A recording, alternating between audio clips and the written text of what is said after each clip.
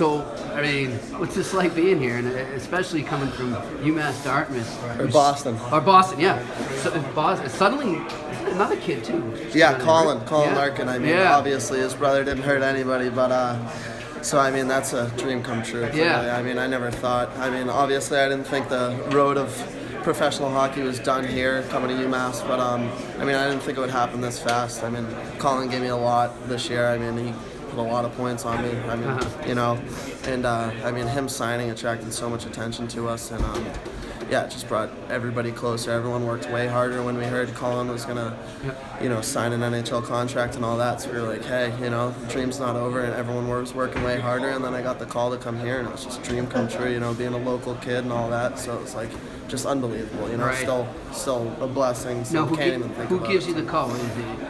It was Scott Fitzgerald. Okay. So yeah, I mean, a very familiar name from the Boston area. So Yeah. I mean, that was obviously crazy to hear from him. Never thought that would happen. And I mean, like I said, the Bruins is just like a miracle. You know, I mean, growing up 30 minutes away, coming to the games with my dad. You know, him knowing every player and all that. It's just like looking around this locker room, seeing the dry stalls and the pros and the NHL. It's just like so surreal. I bet. You know, yeah. So you see, you know, some other local kids have made it with the team here too. Yeah. You know, you feel a sense of pride, you know, being kind of part of that group? Yeah, I mean, it's definitely just so cool, you know. I mean, some of the big names like Donato just did it. I mean, he's coming straight at Grizz. Everyone's just coming straight out of college, like Charlie and all that. So it's like, it's just crazy, you know. It's like still I'm just so like mind blown that I'm here, and I just can't take anything for granted, you know.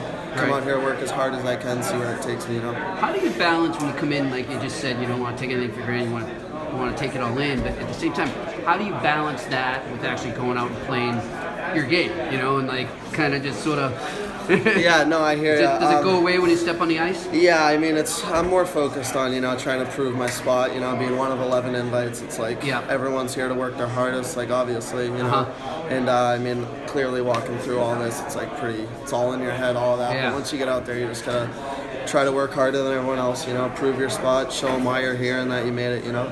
If someone's not familiar with the game, what's sort of your forte that you would say you have a strong point at, like style or strength? I like to say I'm an offensive defenseman, obviously. I gotta work on my defensive game a bit, but I mean, yeah, I mean, I've always been a little bit skilled for what I was, and I played forward back in the day, which helped me. And my dad was a defenseman growing up, so he always stressed that. And I mean, yeah, I guess just offensively gifted a little bit on the defensive end. That's good, though. I mean, the way the game's going. Yeah, right? exactly. It's more skill. Yeah, you know what I mean? Definitely not a fighter, but you never know. Yeah, so more skill, you know. I hear you. Now, did you have a player you grew up liking a lot? Is he on the team and you don't want to say it? PJ Stock was my hero for a while. Oh, yeah? Nice.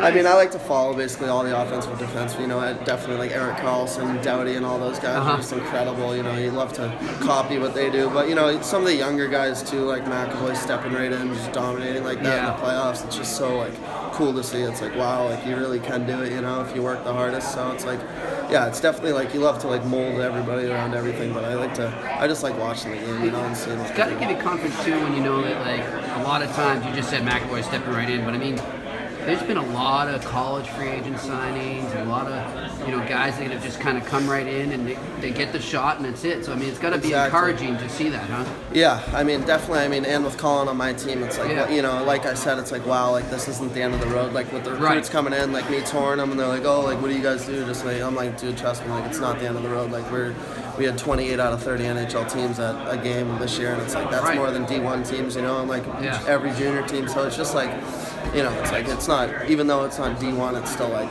we're still getting opportunity and all that, you know. So it's like, it's pretty cool. I just remember, like, you know, I've covered the game 15 years. I remember covering when they would start these development. Yeah. It's like we didn't see these kids for like another 5 to 7 years. Oh, no. Now sometimes you see them right away. Yeah, I mean, last year I know there were some familiar names that stepped right in for the Bruins. So it's like, I mean, I'm looking around this room, I'm just wondering, like, who's going to step in right away. Like, wow, like, I really played with that kid, you know, at the start of the year. It's just so cool, you know. I mean, I can't take anything for granted. It's just something that, you know, so many kids dream of, and it's like, wow, you know, that I'm actually here doing it. So. And what was your dad's name?